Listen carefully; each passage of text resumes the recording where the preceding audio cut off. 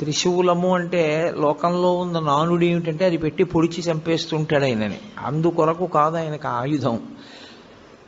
అది త్రైగుణ్యం శూలమీతస్య పరసు సత్యనిష్టత అని లింగపురాణం వ్యాఖ్య. త్రైగుణ్యం శూలమీతస్య, 3 గుణములు ఆయన చేతిల యందు ఉంటాయి. ఆ 3 గుణములే పైన ఉన్నటువంటి 3 పైకి పొడుచుకుని వచ్చినటువంటి శూలస్వరూపములు. ఈ 3 ఒక కర్ర లాంటి దానికి ఆధారభూతమై దాని నుండి పైకి ప్రసరిస్తాయి కొమ్ముల్లా. ఆ 3 దండంలా ఉండేటటువంటిది ఏది ఉందో అది నిర్గుణ స్థితి. అసలు ఏ గుణము లేనటువంటి స్థితి పరమేశ్వరుడిది.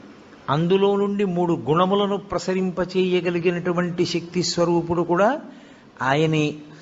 అది చెప్పడానికి ఆయన త్రిశూలం పట్టుకుంటాడు. సాధారణంగా మీకు శివాలయం అంటే ఎక్కడ శివ